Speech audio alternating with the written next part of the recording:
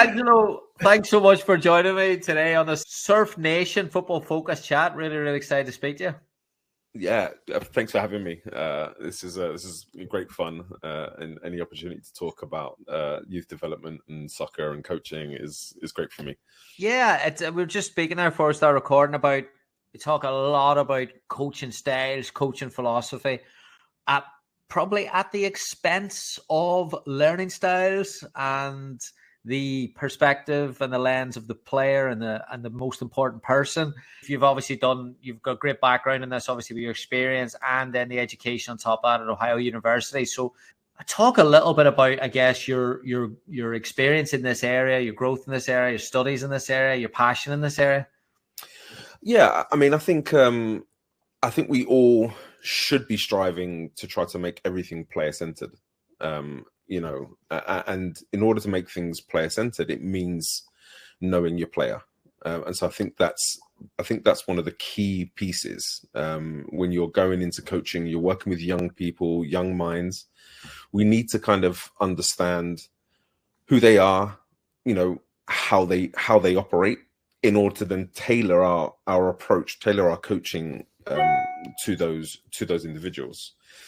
I think, as I'm working with the Development Academy at the moment. So, we're in that kind of golden period of learning. And this is where we get to have the biggest kind of impact on all areas of youth development. And, typically people will look at the youth development model as a 4-pillar model. I tend to separate it into kind of 6, and I take the psychology and I split that psychology into kind of a cognitive pillar, an emotional pillar, and then a social pillar, because I think, especially at those youngest age groups, each one of these things is so important. It should be its own focus. And then understanding, I know we spoke last week, understanding what does a 6-year-old look like? How does a 6-year-old differ to an 8-year-old? And then understanding how we place a coach with a 6-year-old. What characteristics does the coach have to work with a 6-year-old compared to working with a 10-year-old? I think that's a huge piece of it, that I think as the science is improving and the understanding of development is improving, that it's an area we need to get better at.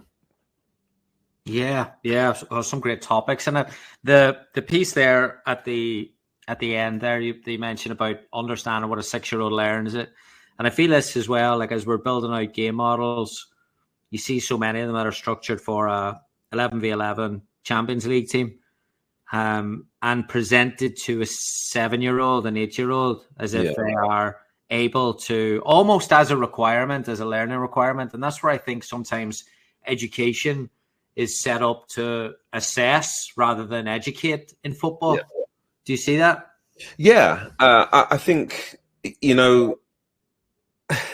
really difficult to kind of take any kind of adult content in terms of language, in terms of kind of like the visuals, and then try to apply them to, those younger age groups. I mean, even if you look at what you would be teaching a U17, U18 group, even teaching that to maybe a U12, U13 group, it is very different in terms of the concepts might be the same. And in terms of your game model, obviously you want your game model to streamline through the age groups. And so the information is going to be the same. You just build on it periodically.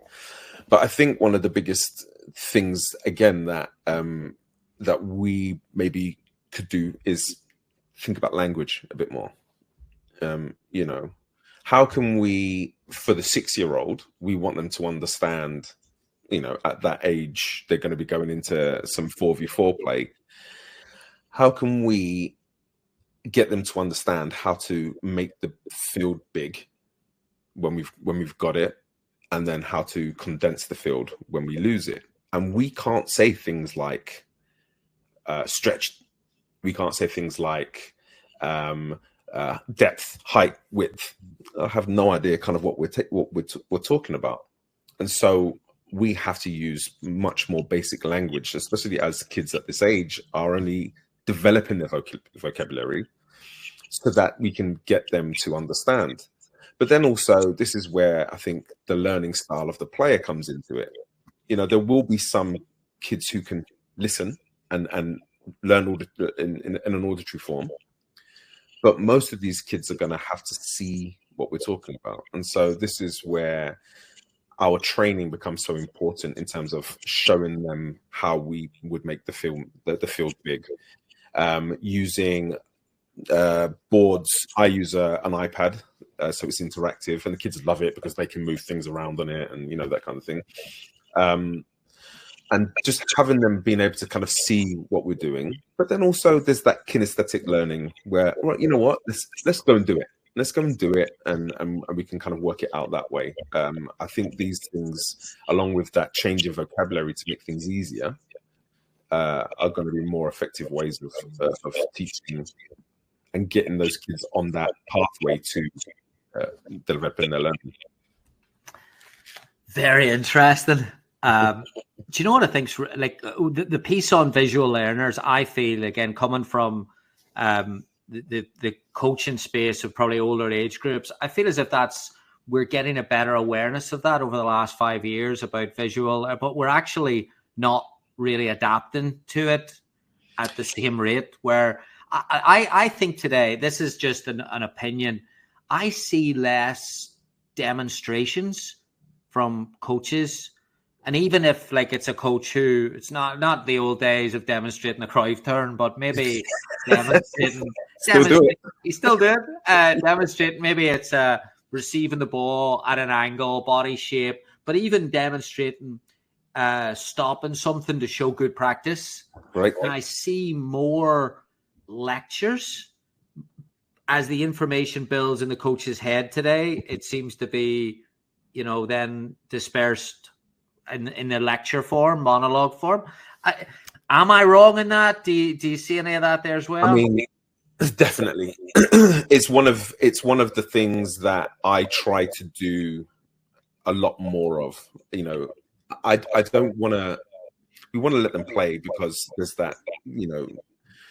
When I was growing up in the UK, I had so much free play that if I went into a coaching environment or a structured environment, stopping play to give information was okay because I was doing a lot of it myself. I think in the current setting, there isn't enough free play. And so there's an anxiety to try to get more information to the players because that they're not maybe having that period of self-discovery. And so I try to go in, I try to stop things a bit more. I stop things for, to highlight, especially with the younger ages, to highlight good things that we've done. But then one of the things I've never really understood is this idea of get in quickly, get out. We say get in quickly and then get out. But then we also say we want to go guided discovery, and we want to try to help the players develop, a way of thinking where they can solve their own problems, and we have to teach them how to do that. So I will go in and stop a training session. I'm not giving you any answers though. So now I'm going to ask you questions, and if you can't give me the answer, I'm going to start to ask the question a different way and prompt and coach and see if we can get the answer out of you, and that might take 90 seconds. And so, again, it's very much about who you're working with and knowing who you're working with. But for me, stopping the session, going in, showing people where they could be, showing people how they could receive to make things easier, showing people, body angles, angles of support, that kind of thing.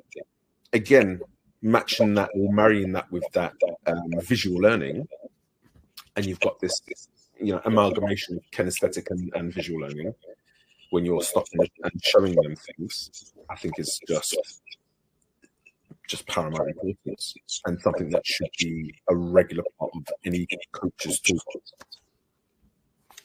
Yeah, the anxiety piece. I wrote that down. I posted something today on my LinkedIn about Ajax. I was watching the old Ajax videos, and sometimes I think we've gone away from the Ajax way. Not that we've gone away from the Ajax way. We've gone away from thinking about Ajax and these great development models as being clean. And you think of the Cover influence, and then you think of the different tactical systems, and you think, well, yeah, that's to put an Ajax environment together, I'd have to do this, but it's 5v5 with Van Gaal, and the goal's about 10 yards apart, and these are Kluivert, the young Vanity George, Van der Sar, right.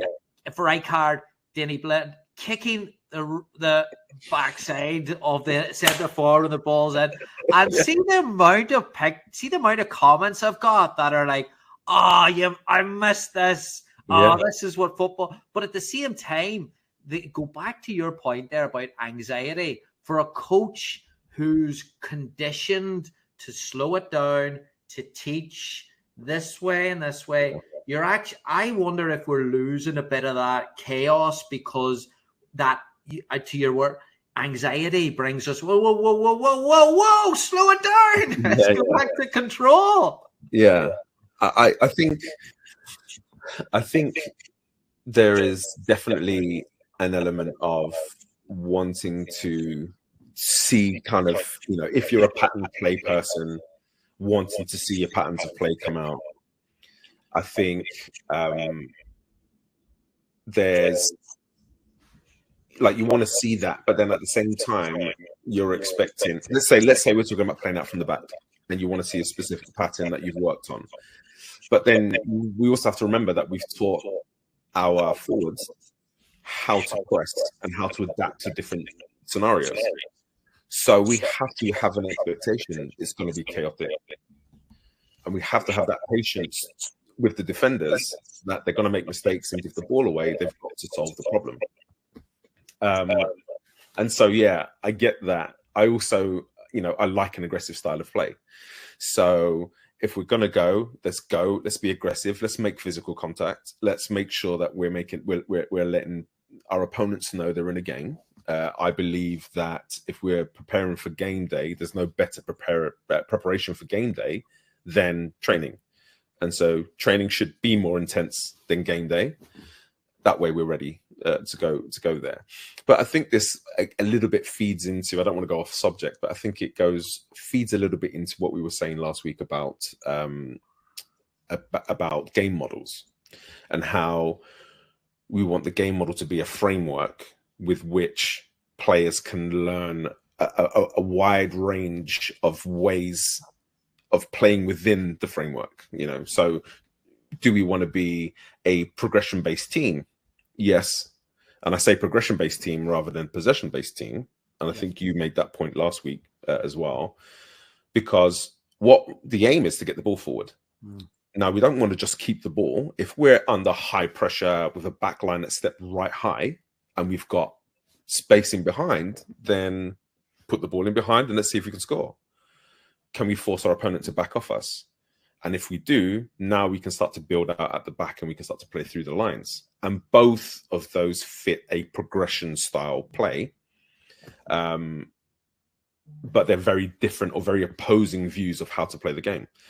And so, when it comes to giving that information, when it comes to, trying to maintain a level of competition within training, and we want speed in training, and we want speed of thinking in training, and these kinds of things, giving the players the flexibility within the structure is again another huge piece.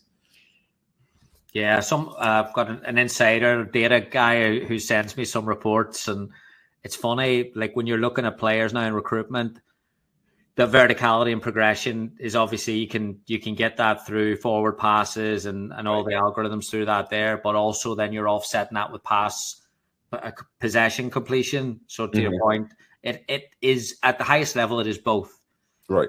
We can't be afraid as a coach to say, because I think of black or white, I have to choose a side here. And neither of those are good. You don't want the progress. You don't want the possession, and you don't want someone who's going percentage-wise isn't going to do it either. Yeah, and we have to look at youth development for what it is, and what we're trying to do is we are trying to create a player as well as a person that can then go and take the game further, which is going to be in an environment that's out of our hands. And so if I can create a player that is as versatile as possible, a player that can understand what's going on the field, can read the different cues and the different triggers, can understand what the opponent's trying to do to them and come up with solutions to those problems, then you can drop them into any system, any style of play, any formation. They'll understand, or they'll pick up the role responsibility very quickly. And then those are the players that I feel that are then capable of taking the game kind of to that really, really high level. So yeah, don't pick a style, just, again, you might pick a style and then you long ball with your quick forward, and the quick forward moves on and you bring in another forward who can finish really well and is a tiger in the box, but isn't quick. Well, now you're going to have to change your style of play. So, being adaptable is key for sure. Brilliant. I am going to Surf International Cup next week, and I'm going to work with a younger group. So I'm going to work with a 2013 boys team, and so this is great timing to be like, all right. So I've talked about before we start recording about all right, there's no point in having 5 Zooms with a group of kids that they're not going to be listening to it. So what should I be taken into account working for? You talk about get to know the player, that age bracket, away together. How do I coach the collective and having a player-centric view as well? What do you think I should be looking at? I think when we're putting teams together, and again, this is a select kind of thing where it's players from different regions, different states, different places, and they're all coming together. Sometimes there might be opponents, if they've both come from the same kind of marketplace, they may play against each other regularly. Trying to create a sense of relatedness is important to motivation. So, everybody has a place, making sure that we develop an understanding of how we treat each other, knowing that everybody's pulling in the same direction it is another key part of it. When somebody's on the field and we're giving instruction on the field, because we want our players to give instruction on the field, understanding where that instruction is coming from. This isn't about me telling you what to do. This isn't about me thinking I'm better than you. It's, I want to win this game. You want to win this game.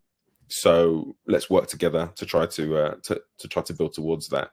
I think is important. Just understanding that everybody should have a voice. Everybody has value.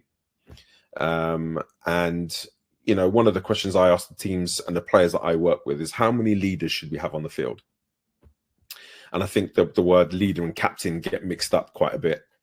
And you'll get somebody will say 1, and someone else will say 3. And I say, listen to the question again. How many leaders should we have on the field?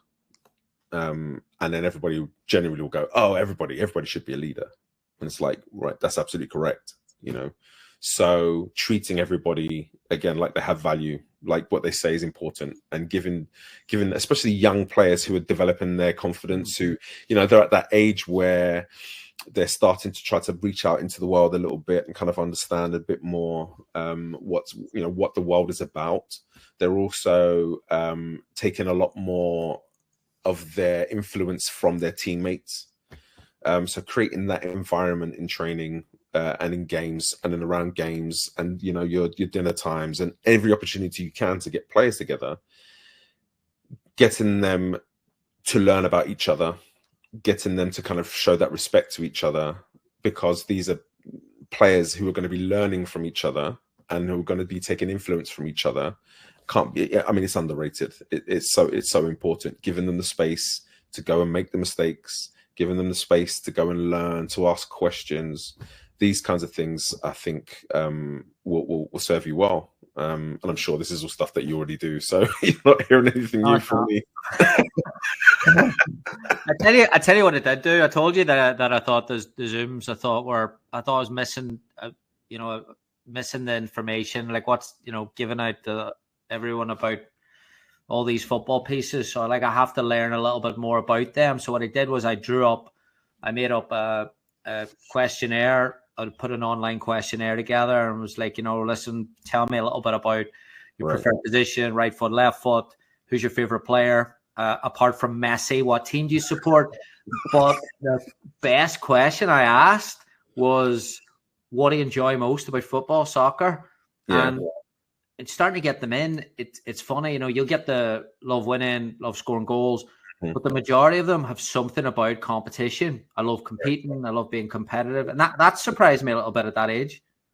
Yeah, this is kind of like we're almost kind of coming out of that learn to train phase, and we're kind of going into a kind of train to train, kind of train to compete age group. And again, depending on the level of competition you have, if you have ECNL at your club, then ECNL starts at U13, and then you've got your pre-NL, which is the 2 or 3 years before that. And so we're already in that phase where we are teaching how to compete. The word compete is an interesting one, because people tend to go straight to win lose when you talk about compete. And for me, I try to get my players to understand that competing is more about bringing your very best and challenging the people around you to have to be at their very best to contain you. And I think it's more of a culture, a competition is more of a culture than an outcome. And so I think as you're starting to learn about these players and that they love to compete, then where you can set the intensities for your training. You can start to talk to players about just go out there and be your best. Be your best, work as hard as you can. Try to be the hardest worker on the field. Can you force your teammates to have to solve lots of problems? And these are the things that I think develop groups very quickly. Brilliant. All right. So if I don't win, I'll blame you for that there. No problem. I'll take it. Here, another thing I want to ask you, so the player being at the center and learning more about the player, like I'm thinking the most challenging age group probably to do that is around the learning style of that introduction age, that 5-6 year old, where I've got a 6-year-old and he's all over the shop. So I empathize with people that do that, but it also seems to be at clubs, it's at a stage where, if the parent coach is coming in, so they're in the introductory phase as well, and there can be so much onus on just getting the organization right of the night or the session. You might lose out a little bit on, okay, make sure we're actually getting the players and the young children the care that they need. What do you think? What's some advice there to get that really good at the introductory age group? So for me, it's you take your stereotypical 5-6 year old. They are probably somebody who is high energy, but doesn't really pace their energy. You take you look at, they are into really colorful kind of books, they're colorful cartoons and television, very animated, lots of fun, and so at that age group, what we want from these players is we want them to love the game. And we want, by the time that they're 10, 12, when things like competition and these new challenges arise, we want them to love it so much that it's not something they can go, nah, I'm done with this. And in order to do that, it's got to be fun. And so when I do my junior surf, is what we call it, the 5 and 6 year olds, we actually start at 4, so 4, 5, and 6. We make it, everything is character based. So we'll play games that involve cartoon characters that they might know Paw Patrol or, you know, the Avengers or this kind of stuff. And we base our games around those things. And then we make sure coaches high energy, because players have to be high energy.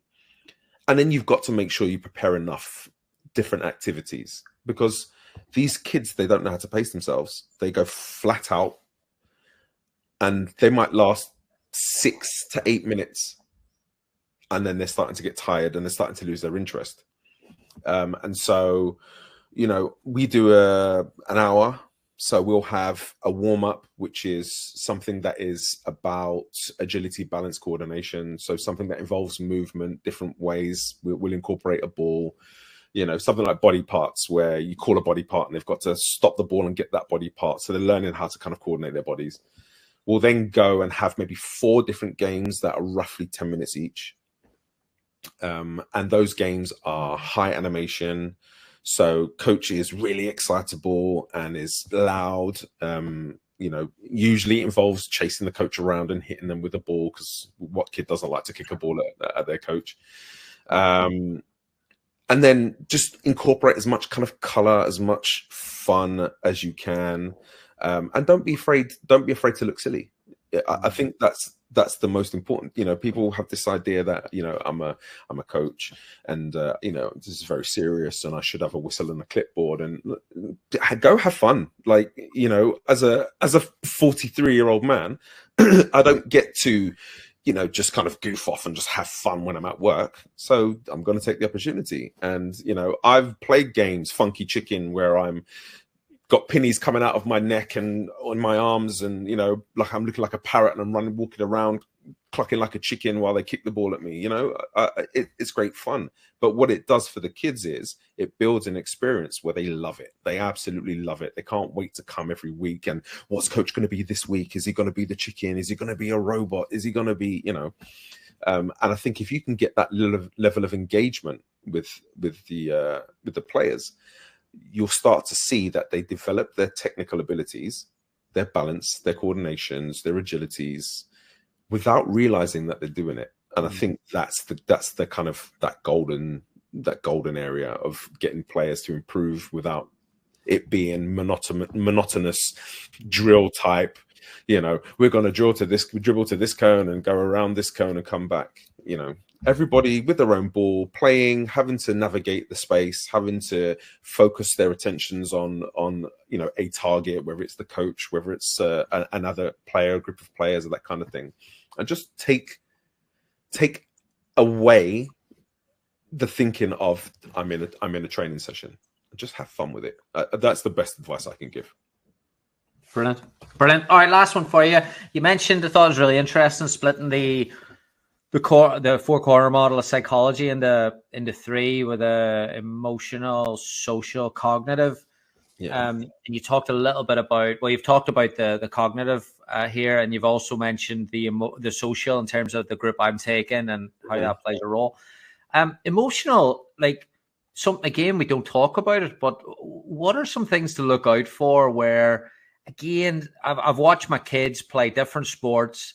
There are different emotional behaviors, including mine, but I'm happy when my kid's not leathering someone or doing anything, you know, like it's not emotionally reacting. Like, oh, thankfully they're not the worst behaved kid. But like, at what stage how do you merge between, listen, there might be something I have to manage here, or maybe communicate with a parent, or how do you navigate around that world?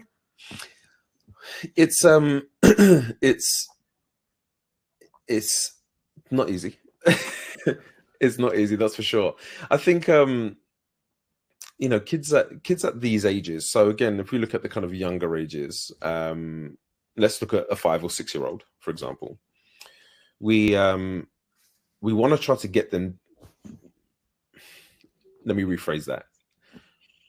There are people that will want to try to get them playing a version of what they see, right? And so even if it's 4v4, it's still a field with a goal at each end, and we want them to understand how to combine and do 1-2s and what we have to understand about these kids at this age is they're very egocentric.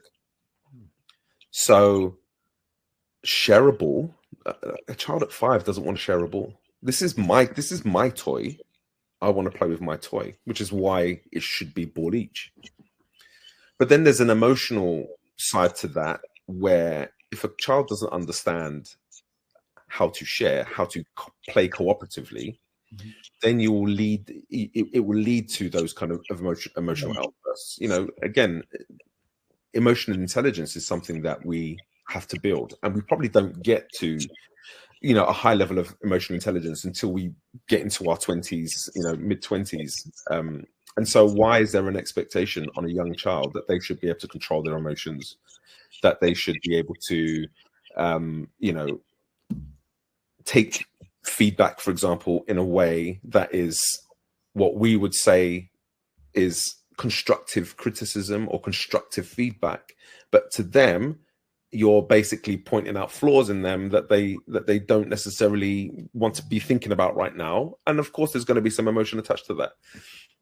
Understanding where every player is on that emotional journey, on that ladder, is again one of the reasons coaching is so hard, because if you've got a group of 10 players, you have to learn that for every player and understand, how that dynamic, you've got one kid who's emotionally mature for their age, who can handle having having someone take their ball off them.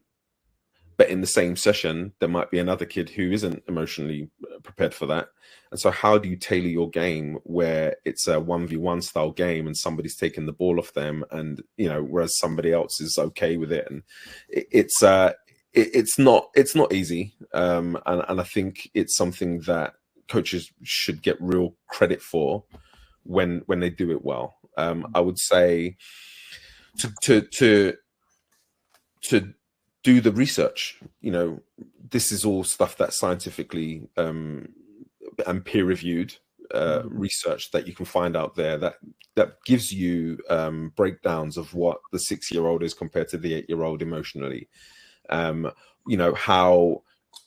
How school is changing and how school are changing helps to evolve things emotionally or cognitively or socially. How things at home and the relationship with their parents and how that can kind of feed into the development of these children. And then add in there you've got neurodiversity as well. And so you have children, my daughter's got ADHD, and so sometimes if she gets upset, she can't articulate herself in the same way she can when she's calm. And so she will be emotional because she wants you to understand that I'm not okay, but can't quite articulate it in a way that you might understand, especially if you don't know her as a person. And so, the best way to do it is to do the research. There is so much of it out there. I feel like if what you're saying is you want to be a coach and you want to impact young players who are, learning about themselves, developing as people as well as soccer players, then you really owe it to them to go and do the research.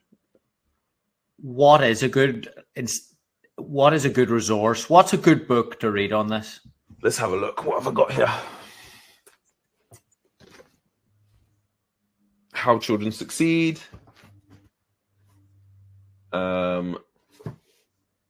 Language is another one that's quite important. We spoke about that earlier. Yeah. Our language shapes relationships. Yeah.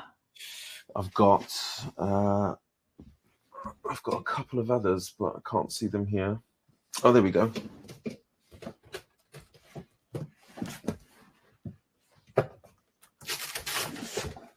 So this one here is a really good one. Developmental mindsets. Sorry. Milestones. I'm trying to read backwards.